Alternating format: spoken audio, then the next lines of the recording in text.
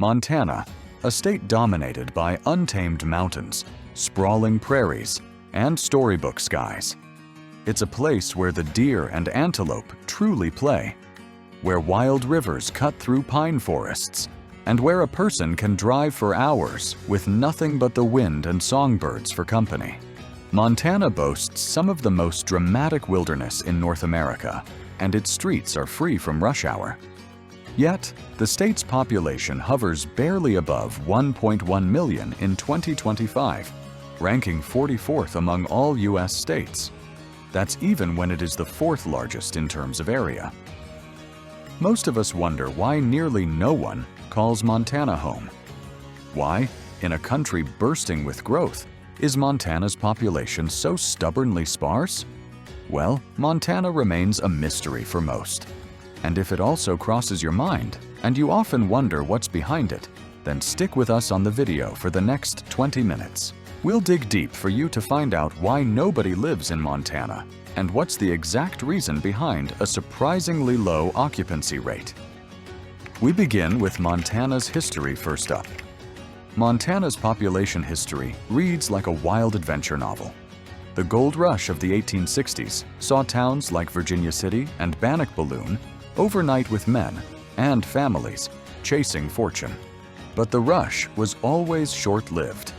Once the veins ran dry, entire communities disappeared, leaving behind abandoned buildings and mythic tales. Today, ghost towns across Montana stand as haunting reminders of time's passage, some frozen in summer sunlight, some buried in perpetual snowdrifts. Railroads crisscrossed the state in the late 19th century, promising access to resources and expanding the population along their routes. But Montana's sheer size and terrain meant that many areas remained unreachable, and the cost of expansion was high. The growth faded as mineral demand waned or shifted elsewhere. Additionally, homesteading efforts after the Civil War encouraged settlement, but often ended in frustration. Dryland farming proved difficult when drought years struck, forcing many to abandon land for lusher regions. Before European exploration, Montana's rolling plains and forests were the home of Native American peoples, including the Crow, Salish, Kootenai, Blackfeet, and more. Their societies thrived by moving with the seasons and the herds, especially bison. Settler encroachment altered the landscape and resulted in treaties, reservations, and forced migrations, further creating swathes of open land. Today, native populations remain an essential part of Montana's identity, especially on reservations such as the Flathead or Crow. But much of the state outside these areas never saw dense settlement, and historic traumas and economic barriers mean both population and development have lagged. Even the post-railroad era saw many areas revert to undeveloped as mining, timber, and ranching boomed the faded or modernized. Montana's emptiness is thus layered, visible in ghost towns, preserved in native lands, and etched into the cycles of economic expansion and contraction. Let's find out if the geography of the state has a role to play. Montana's geography is a double-edged sword for would-be residents. The state's northern border touches Canada, and within its vast perimeter lies an astonishing diversity of landscapes. You'll find rolling prairies dotted with sagebrush and wildflowers, the formidable Rocky Mountains slicing the west with jagged peaks, and dense forests where sunlight seems a rare commodity. Yet, most of this land is challenging for settlement. Ranches can stretch for miles with a single homestead perched near a river bend, while towns may be separated by long stretches of empty highway. To build in Montana is to battle the land itself. Rugged terrain makes construction expensive. Roads are costly to maintain through granite foothills and snowy passes. Even the soil varies enormously, from rich alluvial plains suited for farming and coveted for crops like wheat and barley, to rocky, poor ground that challenges even the hardiest wild grasses. These factors mean that, save for small pockets of fertile or easily developed ground, much of Montana's land isn't suited for dense populations or large-scale cities. The beauty that draws visitors is the same force that inhibits construction, agriculture, and suburban growth. Over to Montana's weather now. Montana's climate deserves its own warning label. Because of its immense elevation changes and location, weather can shift in an instant. In some parts, spring lasts only a few weeks before the terrain is blanketed with summer wildfires or early fall snow. Take winter. Temperatures regularly dip far below zero, and it's not uncommon for residents in places like Cutbank or Havre to wake up to minus 30 degrees Fahrenheit in January. Powerful Chinook winds, warm air currents, occasionally sweep down from the mountains, bringing odd heat waves in winter, but also dangerously rapid snowmelt and flooding. Snowfall is a defining fact of life. Cities like Bozeman or Kalispell can see snow well into May, and roads can be impassable for days. Rural residents often rely on stashes of firewood and food in case storms close highways. Furthermore, the short growing season curtails agriculture. Summer, while glorious, hiking, fishing, lake days, is fleeting. And Montana's wildfire season often brings smoky skies and evacuations, reshaping lives overnight. In short, Montana's weather creates a survivalist mentality, appealing to the hardy, but daunting for those seeking ease and comfort year-round.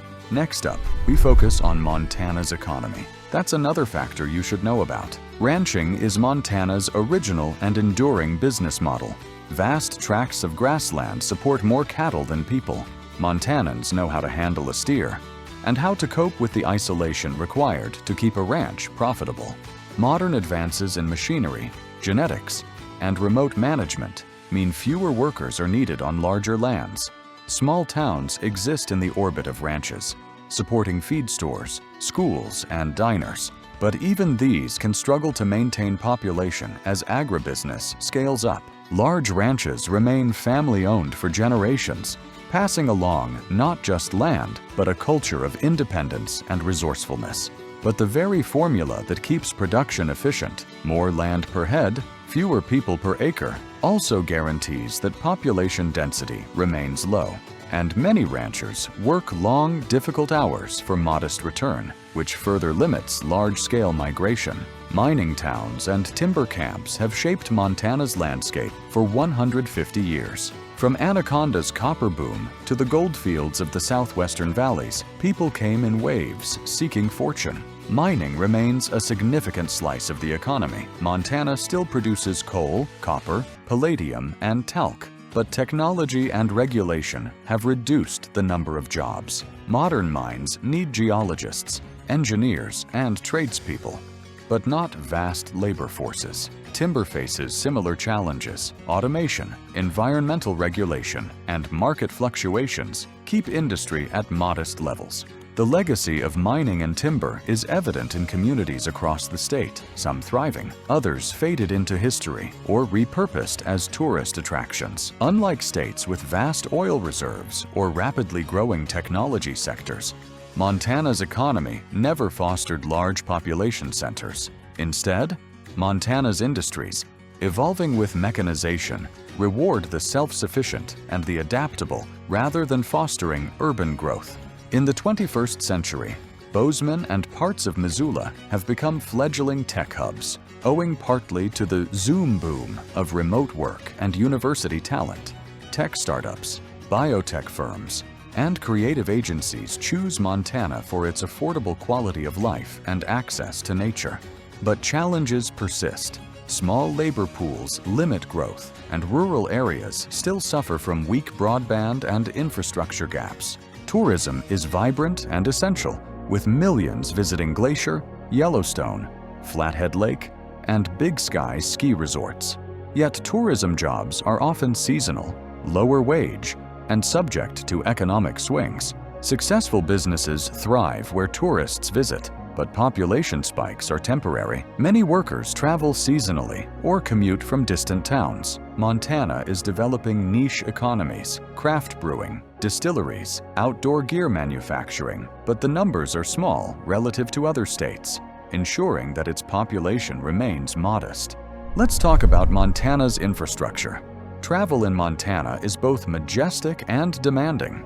Interstate highways like I-90 cut across vast prairies and through lofty mountain passes, offering endless vistas and solitary travel. Yet, many counties only feature a handful of paved roads. Some communities rely on gravel routes and ingeniously plowed snowpaths. Small regional airports serve Montana's sizable area, but direct flights into the state can be limited, expensive, or seasonal. When storms hit, travel can grind to a halt. Rail lines carry freight, not passengers, limiting mass transit options. Broadband internet remains uneven. In recent years, statewide initiatives have sped up connectivity, with fiber and LTE reaching more rural communities. But slow speeds persist in remote valleys and isolated plateaus, affecting remote workers, students, and small businesses. The state's digital divide is lessening but still notable, especially for families hoping to telecommute or access streaming services. Talking about the urban amenities, they are there, but limited. Montana's cities offer modern living by the standards of small-town America, farm-to-table dining, burgeoning brewery scenes, and live music festivals. But outside Billings, Missoula, Bozeman, and Kalispell, amenities are sparse. Grocery stores, medical clinics, and even gas stations may close early or be hours away. Shopping for specialized needs means a trip to the bigger towns or ordering online and waiting. Public transportation is minimal. Busing in urban centers is infrequent, and most rural areas rely exclusively on personal vehicles. For new arrivals accustomed to public transit, Uber, or home delivery, Montana's infrastructure can be jarring. Yet many residents treasure the simplicity and lack of urban hustle. The trade-off for peace and space is self-sufficiency, a trait Montana values deeply. And now, education and healthcare. We can't leave them out, right? Montana's public schools consistently score above national averages for safety, graduation rates, and community involvement.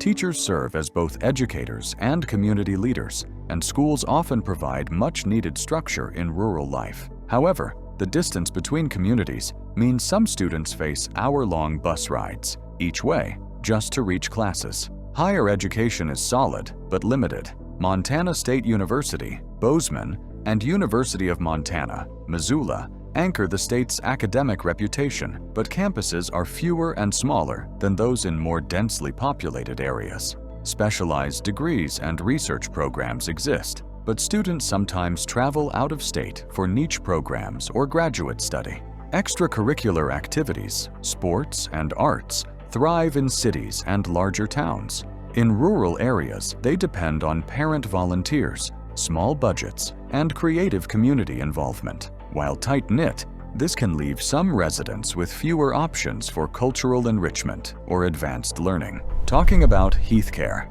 urban centers like Billings and Missoula offer modern hospitals, urgent care, and specialist medical providers.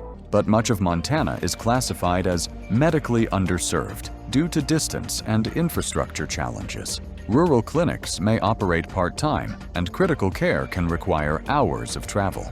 Telemedicine is expanding, filling gaps for minor treatments and checkups, but emergencies, heart attacks, trauma, surgery are challenging in remote locations. Aging populations in rural Montana face particularly pressing issues, and specialists, including mental health providers, are often in short supply. For families considering a move, healthcare access is a crucial factor that may tip the balance away from choosing Montana, especially for those with chronic illnesses or small children. Moving on to family facilities and entertainment, nature versus nightlife.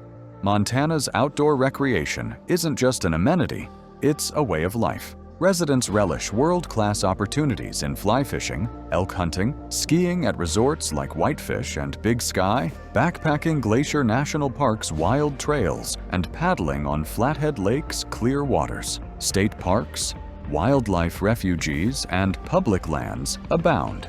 Weekend warriors and seasoned adventurers can disappear into backcountry for days, returning with stories and fresh-caught trout. The draw for many is the space. Trails not crowded, mountains not climbed, rivers not fished out. Yet, if your entertainment wish list runs to urban comforts, museum crawls, late-night concerts, trendy nightlife, boutique shopping, most Montana towns fall short. Movie theaters are generally one-screen affairs. Concerts, aside from summer festivals, tend toward local acts and classic genres. Shopping is practical, with cowboy boots and Carhartt outnumbering designer labels. School sports remain community highlights, and annual festivals celebrate Montana's quirky spirit. Testicle Festival, Huckleberry Days, rodeos, powwows, keeping traditions alive. Montana retains a rich cultural heritage, a blend of cowboy storytelling, Native American ceremonies, artists inspired by big skies, and the lingering romance of the Wild West. Local galleries display native crafts and landscape painting. Small theaters put on drama and bluegrass performances. Communities often support their own radio stations, zines, and farmers markets. Residents know their neighbors by name and pickup truck, and Sunday dinner is sacred in some towns. Yet, a sense of privacy and independence means gatherings are smaller. Crowds rarely exceed a couple hundred, and silence is cherished. For urbanites accustomed to constant stimulation, Montana offers intentional quiet and reflective living, a shift in lifestyle, not just location. And last but not least, the cost of living in Montana. For decades, Montana enticed those seeking affordability. Acreage was plentiful, housing markets slow, and property taxes reasonable.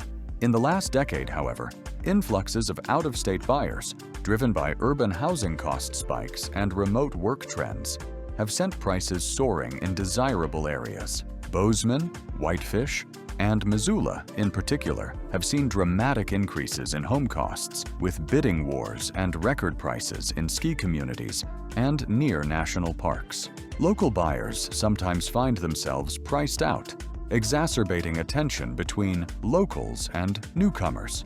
Other areas remain affordable, but job opportunities may be scarce, and the infrastructure may lag. The overall cost of living remains lower than much of the West Coast, but not all parts of Montana provide the balance of affordability and opportunity. For families seeking both, options require careful research and often compromise. So here we are, signing off for the day. But before we put the cameras off, here's a rundown, especially for the TLDW viewers. Montana is a land of paradoxes, stunning beauty, endless space, and, for much of its population, the perfect amount of loneliness. The state's low numbers are not a sign of failure, but of geography, history, and self-selection. So why doesn't everyone live in Montana? The answer lies in its distance from urban centers, challenging climate, limited economic diversity, and the isolation that comes baked into its landscapes. Montana does attract people, those who crave nature, independence, and space. But for most Americans, the trade-offs are too steep. Fewer jobs, less connectivity, limited amenities, and harsh winters. Montana is not empty. It is selectively full, home to those who cherish peace, beauty, and resilience over the comforts of crowds and city lights. Its low population is likely to remain, not because nobody wants to live there, but because only the right kind of person will. So next time you dream of running away to big sky country, ask yourself, are you the right kind of nobody for Montana? We leave you with 7 interesting and little-known facts about Montana. Enjoy. Montana's 406 area code covers the entire state. No confusion, no extra digits. Evel Knievel, the legendary daredevil and American icon, started his wild stunts in Butte, Montana, where risk-taking seems to be in the water. In 1887, Fort Keogh reported a snowflake measuring 15 inches wide, making it the largest ever recorded. An odd claim to fame that perfectly captures Montana's outsized climate. Montana boasts more miles of river than any other state in the lower 48, drawing fly fishers from around the world. Grizzly bears roam Glacier National Park and the surrounding ranges as a living symbol of Montana's untamed spirit. The annual Testicle Festival in Clinton is Montana's most unique celebration, drawing visitors to try deep-fried Rocky Mountain oysters and toast to frontier eccentricity. And did you know? Montana was the first state to elect a female congresswoman, Jeanette Rankin in 1916, showing that even in low population states, big change is possible.